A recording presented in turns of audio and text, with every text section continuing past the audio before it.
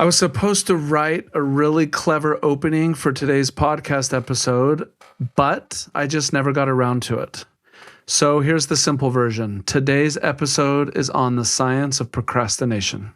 I personally drew inspiration from the writings of Mark Twain, who wrote on this topic, "Never put off till tomorrow what you can do the day after tomorrow." In all seriousness, we all struggle with procrastination in one way or another. But once you understand more about what's really happening inside your head, you can actually do something about it. Today, not tomorrow. And it turns out the brain isn't avoiding the task. It's avoiding the feeling that comes with the tasks. The anxiety of starting, the self-doubt about whether you'll do it well enough, the boredom, the fear that if you really try and it doesn't work, that means something about you personally. So today we're getting into the neuroscience of why your brain does this, why calling yourself lazy is both inaccurate and making it worse, and what actually helps, because it's not a better planner or a stricter schedule. Welcome to the Mental Fitness Podcast in partnership with NUE, that's NUE, where we explore real tools and stories for building mental strength in the modern world. Procrastination's not laziness. Lazy people don't feel bad about not doing things. Procrastinators do. I'll honestly say that this idea was the most comforting for me this week. I procrastinate a lot. Just learning it's not laziness, it's something else. No, it's true. I mean, that was an interesting reframe for me as well. A truly lazy person can sit around all day and not feel the anxiety about not completing stuff, right? So most people aren't truly lazy people like that. It's also not poor time management. You can have a perfect calendar and still procrastinate. So the real definition of procrastination is the voluntary delay of an intended task despite knowing you'll be worse off for delaying it. Knowing and still not doing is the key part. Yeah. And the gap is emotional, not informational a lot of times. You don't need to know more about why you should do something. We all know we should do it. You need to understand what you're feeling about it. And this is one of the most universal human experiences. You know, it's estimated that 20% of adults are chronic procrastinators. And then in students, you know, you think of school and stuff where it happens a lot, it's closer to a 50% number. It's interesting you said you don't need to know more about why you should do something, and that's usually how we treat procrastination. The task we're putting off is just emphasizing how important it is or why it's time sensitive, but we usually know that there's an emotional reason why. Well, because a lot of the advice aimed at procrastination treats it as a scheduling or a discipline problem, and that's why the advice doesn't work, is you're not getting to the root of it, right? Yeah, just start or use a timer or other techniques. These can help on the surface, but they don't really touch at the root. There's also break it into smaller tasks, which by itself doesn't usually solve. We'll come back to that one because I think that there's actually some benefit to being able to just find an initial way to start. But the root is emotional. And you can't discipline your way out of an emotional response. You have to understand it. And then there's the whole shame cycle where you procrastinate, then you feel bad about procrastinating. The bad feeling makes the task feel even more, so you procrastinate more. The shame is not ever motivating you. It's keeping you stuck. And this episode is not about productivity hacks. It's really about understanding what's happening inside so you can actually change it. Yeah, there's a lot of interesting science here. Dave, do you want to jump in on the first research we looked into here? Yeah, we've looked at a lot of research on this topic, and there's some core concepts from the science that we want to talk about. The first concept is emotion regulation. And the research that changed how we understand procrastination came out of Carleton University from psychologist Fusha Shiroi and Tim Pitchell. And what they found across decades of research is that procrastination is fundamentally a problem of emotion regulation, not time management, not discipline, but emotion regulation. And what this means, when you look at a task and you feel something negative, whether it's anxiety, self-doubt, boredom, feelings of overwhelm, or fear, your brain's primary goal in that moment is to make the feeling stop. And the fastest way to make the feeling stop is to stop looking at the task, is to open a different tab and to distract yourself. So you check your phone, or you literally do anything else. The task doesn't go away, the deadline doesn't move, but the feeling goes away. There's temporary relief, and that's just long enough for the brain to learn that avoidance works. So it's kind of like this habit loop that we've talked a lot about. The trigger is the anxiety and stress of some deadline or task, and the bad habit that we've learned is if I just can distract myself for a moment, then that feeling goes away, and then we're rewarded for that. And so it recommends avoidance again and again and again. So that's the first concept. We'll come back to how to address all these concepts later, but just diving into the underlying reasons for procrastination. Yeah, that actually flows into the next area of research, which is called the amygdala hijack. So here's what's happening neurologically. Your brain has two systems that are constantly negotiating. The prefrontal cortex is the rational planner, the logical thinking part of your brain. It knows the deadline. It knows the consequences. It can sequence tasks and think ahead. And then there's the amygdala, which is the emotional threat detector. It's fast, reactive, far older than rational thought. It's the evolutionary ancient part of your brain with much deeper wiring, faster response times than the prefrontal cortex. And it was not built to wait for the rational brain to think things through. It was built to protect you, right? It was built to act first. So when a task triggers a threat response, even a subtle one, like what if I'm not good enough at this, the amygdala fires. And when the amygdala fires strongly enough, it temporarily reduces access to that logical planning prefrontal cortex part of your brain. So the planning brain goes offline right when you actually need it most. And this is why you can sit down to work, you can feel the anxiety spike, and suddenly find yourself doing something completely different with no memory of deciding to switch. You didn't decide, your threat system decided. Yeah, it's so interesting. And we'll talk more about this later, but the more you feed the amygdala, the more you train it, and the more that you're able to overcome that with the logic side of your brain, the more you train your brain that way as well. The third concept that we came across is self-compassion. And this is the finding that surprises people the most. In 2010, researchers Wohl and Pitchell and Bennett, Pitchell is the same researcher from the first concept, they studied university students who had procrastinated on studying for their first exam.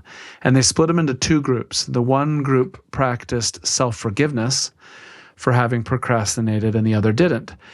And the interesting thing they found is the group that forgave themselves, practiced self-forgiveness, they procrastinated significantly less on the next exam. But the group that stayed self-critical procrastinated the exact same amount. So the mechanism is pretty straightforward. Self-criticism keeps the task associated with negative feelings, which is the whole reason we're avoiding the task in the first place. So every time you think about the thing you've been putting off, you feel the shame that you've been putting it off. You feel whatever stress or anxiety or doubt that you have associated with the task. And so the task is even more threatening, and then you want to avoid it even more. But self-compassion breaks that link. It doesn't mean lowering your standards. And this is important to understand. Kristen Neff's research on self-compassion, she's kind of like the lead researcher on the self-compassion concept. Her research shows that self-compassionate people hold themselves to equally high standards, but they recover from setbacks faster. And in the long run, self-compassionate people actually take on more challenging goals because they're not managing the additional weight of shame from whatever mistakes or perceived mistakes they've made in the past. That's interesting.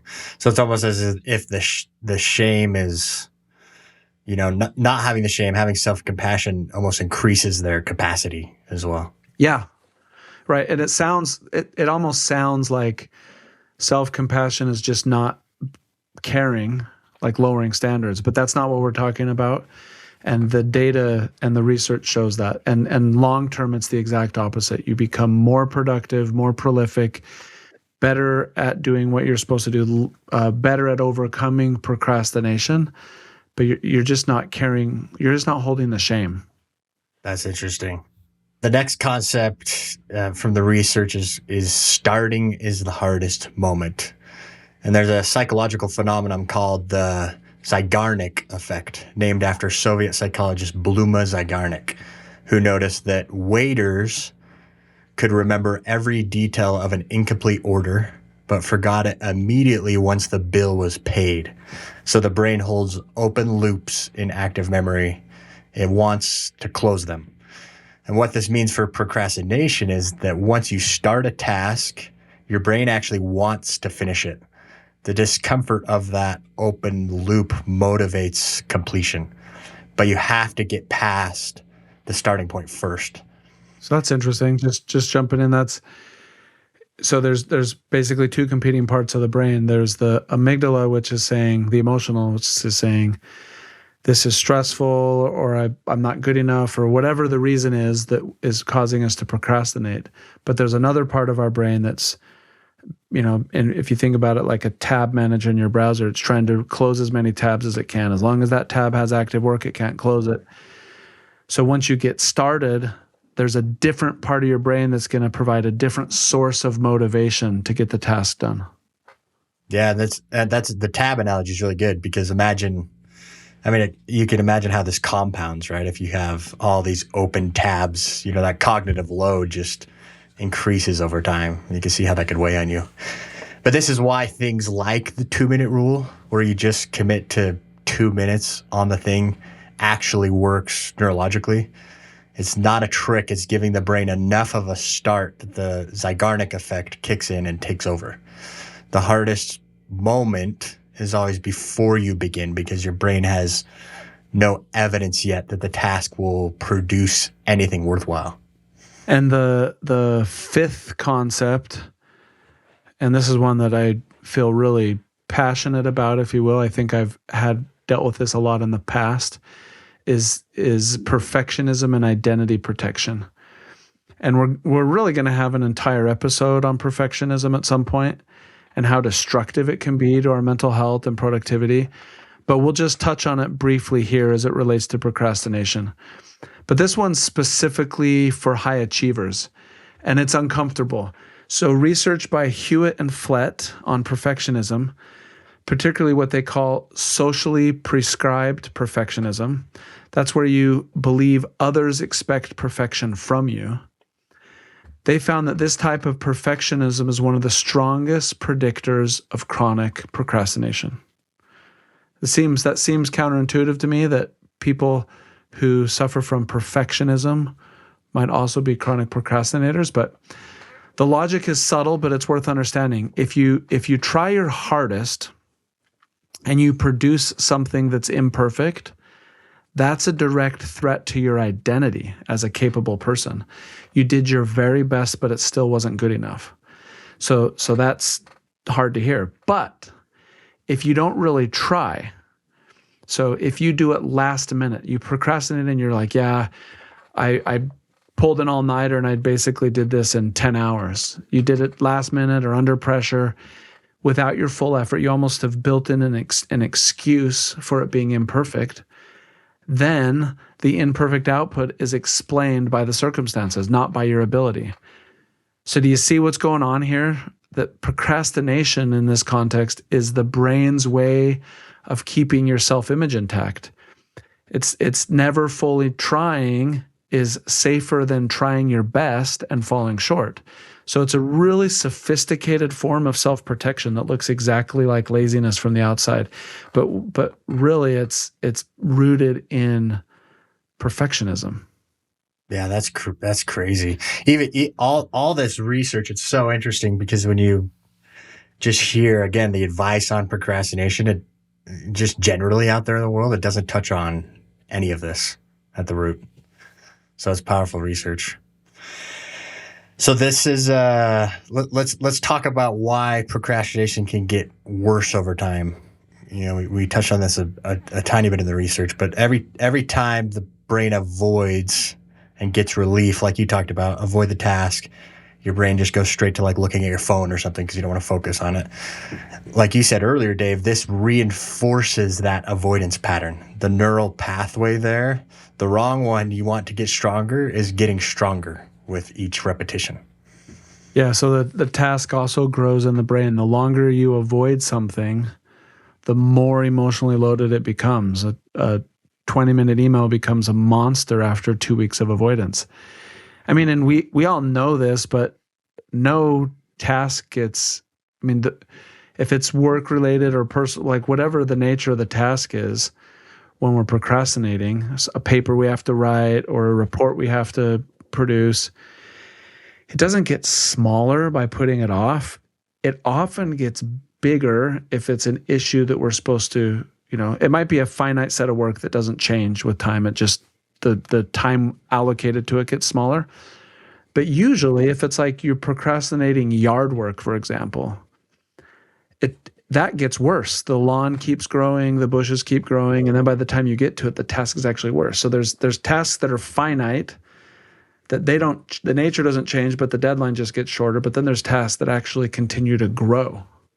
Yeah, that's true. And that leads to the shame compounding even more, right? You're not just avoiding the task anymore, but it can compound as the task grows, like you're saying, or things get worse on the outside. It's interesting also the chronic, and it makes sense in this context, the chronic procrastination is linked to higher rates of depression, anxiety, cardiovascular issues, and lower immune function. It does make sense, but it's interesting that it affects your mental health. So, and your physical. There's a physical health aspect there, like immune function, and carrying these undone tasks has a measurable physical cost in addition to all the mental load. The stress of carrying undone tasks has a physical cost. And the window of I'll feel more like it later. That's a lie that the brain tells, because that saying that to ourselves, even saying it out loud to another person, gives us temporary emotional relief from the stress, anxiety, or worry or pain from it. Often a sophisticated form of procrastination is we're supposed to do it today, but instead we're going to do it tomorrow. So we schedule a very specific time and block off 2 hours to do it. And now we feel like we've done something about it. But it's just a more sophisticated form of procrastination. And the research shows that the mood does not reliably improve before a dreaded task. You will not feel more ready. You will feel exactly as the same tomorrow when you get that, except now you just have one less day to get it done. Or whoever you're supposed to get it done for is a little more annoyed because it's one day later. And so that's just important to realize that the feeling of how you don't want to do it now is not going to be any different. So let's think about some real world application, or like some practical scenarios here. First, starting with maybe something like work and creative tasks. When you're looking at the blank page or for a project, or the unanswered email, that project you've been circling over and over.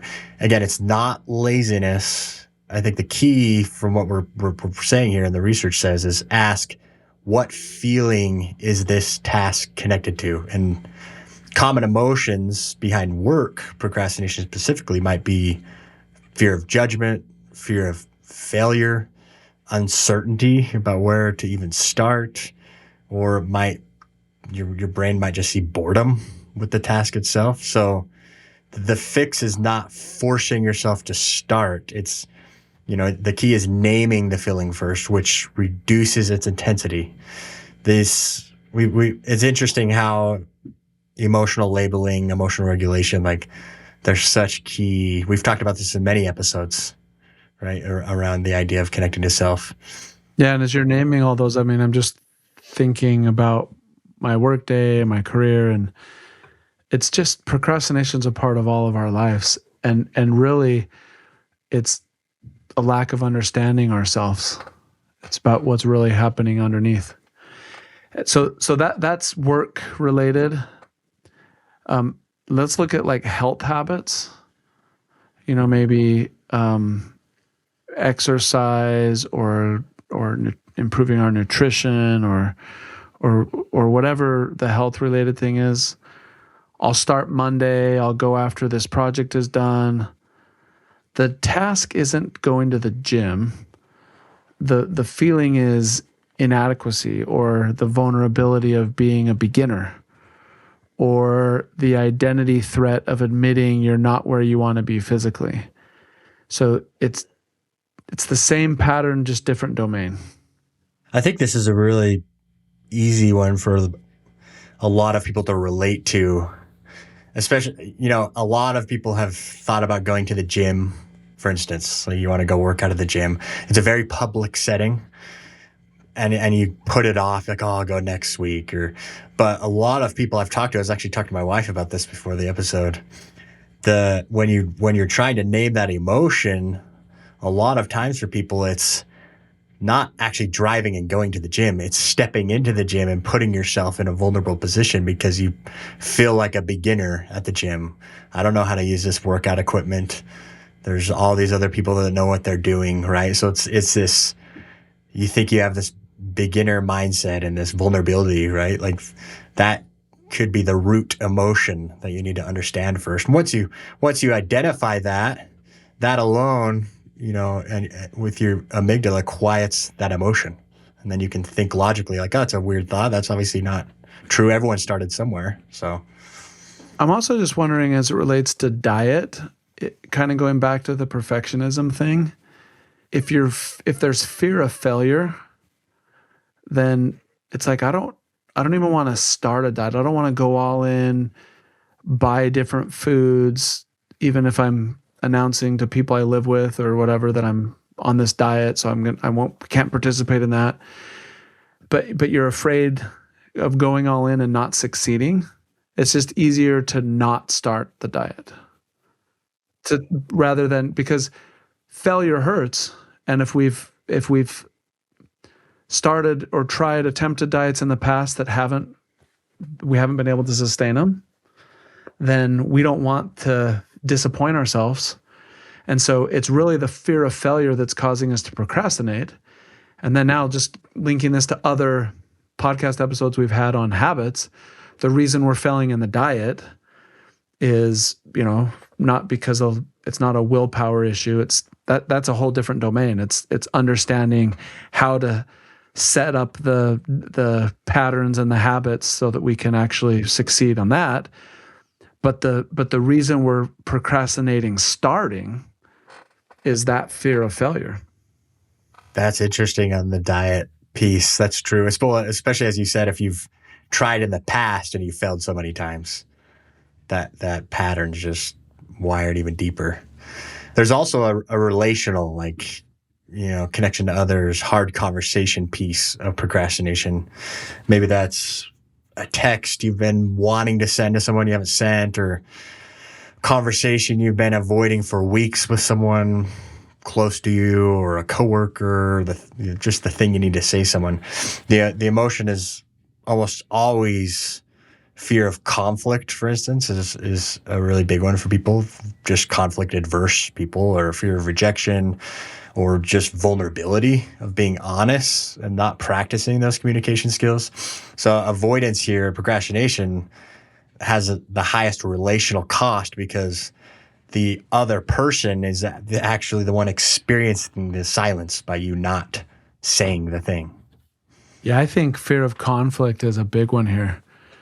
You know it's going to be a tough conversation, and you just don't want to deal with the conflict, so you just put it off. And that's not going to make it better, like you said. Other ones are just big life decisions like career changes. How many people have been unhappy in their jobs for a long time, knowing they want to make a career change, but they're procrastinating that? Or relationship decisions, major pivots. These get avoided for months and then sometimes even years. The emotion is usually ambiguity and intolerance. The brain prefers a bad known outcome to an uncertain unknown one. So it's always scary to do something new. And so that fear of the unknown, we're procrastinating because of that. Procrastinating potentially making our lives significantly better out of that fear. So it's not indecision. It's the brain protecting us from the discomfort of not knowing how something will turn out. And that's a real fear. So I think that's an important reframe. No, I want to point out what you just said. The brain protecting you from the discomfort of not knowing how something will turn out. I'm probably going to say exactly what you were just about to say, because we just had this episode with Dr. Judd Brewer, who was a recent guest on the podcast. But he talks about this in his book, Unwinding Anxiety, this moment when his patients first really understand what's happening in their brain and how powerful that shift is alone, just the education of the neuroscience and what's happening, because it reframes everything. It's not you, it's your brain doing exactly what it was built to do, which is protect you. So let's pivot a little bit and talk about what actually helps. So we all procrastinate, and we can keep talking about examples, but what helps? And name the feeling first, not the task. I think that's a big one. It's before asking, why haven't I done this? Ask, what do I feel when I think about doing this? And that's where you get really useful information. So whatever it is you're procrastinating, let's just, for sake of illustration, say it's that report from work, and you're procrastinating, you just keep putting it off.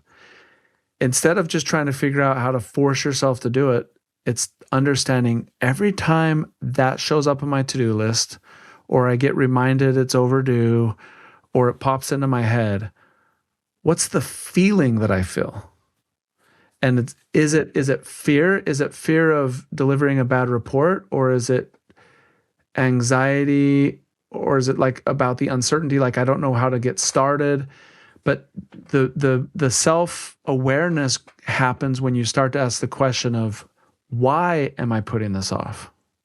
And then you get into the self-compassion over self-criticism, which was an interesting angle. It hit me as well. You said this earlier when we talked about the research, Dave. I think it's something I struggled with in the past as well. But the research is clear. Being hard on yourself for procrastinating guarantees more procrastination. So ironic. Acknowledge it without judgment and move forward. And that takes practice. Self-compassion is a skill you need to practice. But the research is clear. Judging yourself only makes it worse. Another big one is lower the start bar dramatically. And this is also related to forming good habits. There's a lot around sort of this related concept. So not work on the project for 2 hours, but just open the document. Put out the workout clothes, just write one sentence. The Zeigarnik effect does the rest. Once we get started, then there's this new source of motivation that makes us want to complete it. But begun is half won. We've all heard that adage. And I think that is here and, true here as well. There's another concept, separate the task from identity. So there's the report being imperfect doesn't mean that you're imperfect. Those are not the same thing. The perfectionism research is clear. Attachment to outcome as identity is the driver, not the standard. And we've probably all heard this adage before, but this is probably, this is something I've struggled with in the past, and I feel in recent years have gotten way better at this. But the adage that's helped me the most is just don't let perfection be the enemy of good. And saying that out loud helps me to realize I'm delaying this because I'm want it to be perfect, and I know perfect takes a lot of effort, and if it's not perfect, then that's going to reflect bad on me. But the truth is, you can't do very much if everything you do has to be perfect. You're just not going to be a very productive person. Most of the people that get a lot of stuff done have just been able to accept that perfection is the enemy of good. And so I'm going to get a lot of good things done and not worrying about them being perfect. All right, this show is all about mental fitness. And here's something most of us don't admit. Everyone has those moments when you feel overwhelmed, stuck, or unsure, and what's actually going on in your head. That's why we built New. New is a mental fitness platform designed to help you clear your thoughts, reflect, notice patterns, develop habits, and get support that fits who you are. It remembers your goals, your wins, the things you're working on, and helps you stay on track. Not therapy, not toxic positivity, just real support when you need it. Head to talkwithnew.com. That's talkwithnue.com. I'll hit on two more here. One is implementation intentions, meaning being specific over being general about carrying out a task. So research by Peter Gollwitzer shows that if-then planning dramatically increases follow-through. So not, I'll work out this week, but if it's 6 a.m. Monday specifically, then I put on my shoes and walk to the gym. So the specific intentions and specific planning beats general thoughts and intentions every time. And then we already talked about the 2-minute rule. Use the 2 minutes. Commit to 2 minutes on the thing you're avoiding. It can be as simple as 2 minutes. If the Zeigarnik effect kicks in, the flywheel's moving, right? You'll keep going. If it doesn't, you stop after 2 minutes, which is still further than zero. You've already started, and your brain appreciates that. Yeah, and then there's one last one. In the book Who Not How, the psychologist Dr. Benjamin Hardy argues that when you don't know how to do a task, it's a common reason for procrastinating. And when I read that book, the concept really hit home for me because I saw it to be true. I saw a lot of things that I was putting off. And when I really reflected why I was procrastinating, it was because I had no idea how to do them. And he offers the solution of when you identify something you're procrastinating, and the reason is not the emotional reasons that we've talked about, but that really you have no idea how to do it, then maybe you're asking the wrong question. Instead of trying to figure out how to get it done, the right question is, who can help me get this done? And if you're a leader, that's about delegating. But in the book he talks about lots of examples.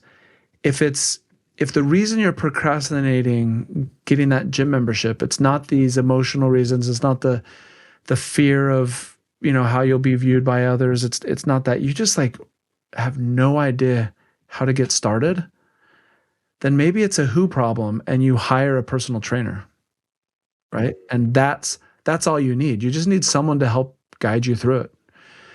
Or if you're procrastinating your taxes, and it's not the emotional discomfort of doing the work or that you're going to end up having to pay some money. There might be emotional drivers.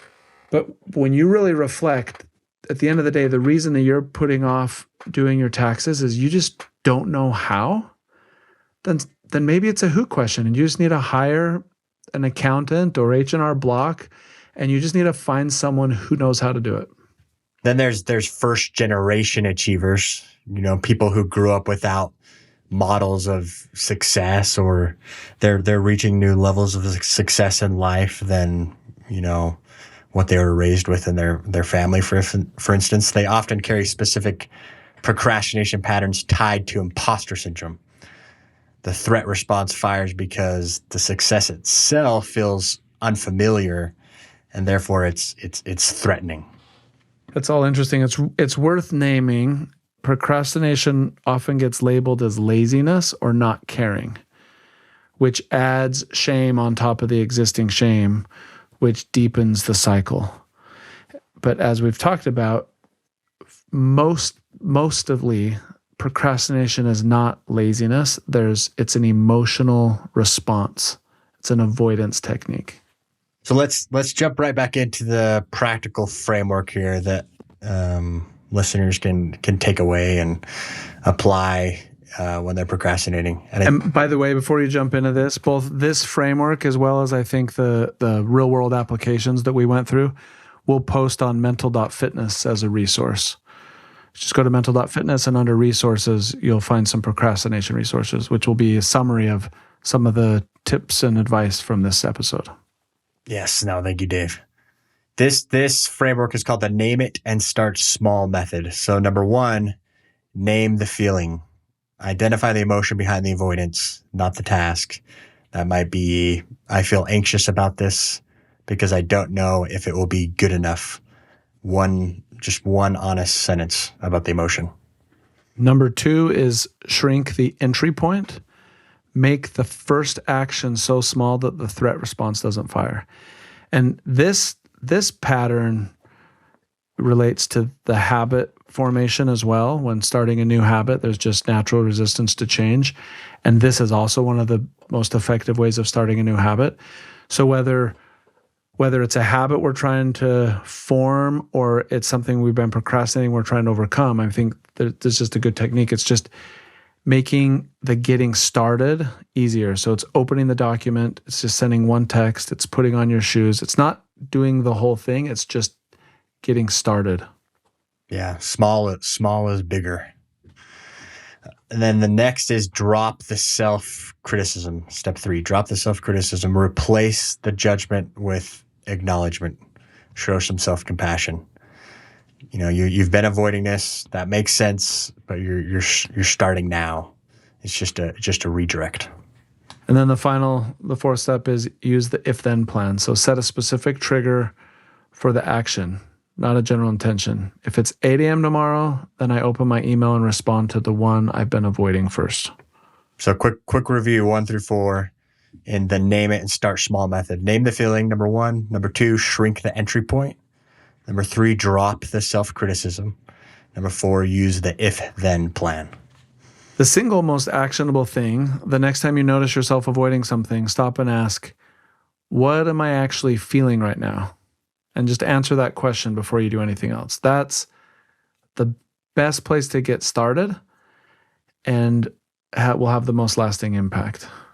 I think there's 2 things for me that when we went through this episode, I sort of realized in hindsight have been the most helpful. And the first one is practicing self-compassion. I used to I'm just like, you're so dumb. Why do you keep putting that off? And that never helps. And I came at it from a different angle. Just like, man, it's okay. It's just who you are. You just have a tendency to sometimes put stuff off, but that's fine. You still always get it done. And really sort of practicing self-compassion. That's been the absolute biggest thing in my life, which, and then I think related to it, but just with perfectionism tendencies is internalizing that adage that perfect is the enemy of good and not letting that hold me back from getting started. So I think those all kind of in the one concept. And then recently, the thing that's really helped me was reading that Who Not How book. And the book itself is not about procrastination. It's really about delegating and finding more who's in your life and not beating your head over so many hows. But there was just that one part that just says, if there's something that you've been procrastinating over and over again, maybe it's a who question and not a how question. And that really helped me to identify things that I was procrastinating in my life. And so now I still procrastinate. I'm not saying but I've gotten a lot better through just trying not to let perfect be the enemy of good and being so critical of myself. Yeah, those are great examples. And I think the reason why I was struggling to pinpoint an example is because it's more It's because you don't zooming out. procrastinate. No, I definitely do a lot. Um, but I procrastinate a lot less. And I think as I thought through it and as you were talking, when I did procrastinate, I think I zoomed out and realized how much cognitive load it was applying to my life and my mind, and how that's was not good for me in my life. So just understanding that alone, like the why of this is not a good pattern to repeat, and it's not good for my mental health. It's not good for, and then it's going to come out in my relationships and stuff. That alone, just realizing that has helped me just to just do the task, just move forward, because you're going to be better off for it by closing those tabs. In the analogy you used, right? So I think now I try to keep less tabs open and try to complete things because I know it's better for my mental health and my cognitive load. Yeah, that's awesome. Well, let's sort of recap.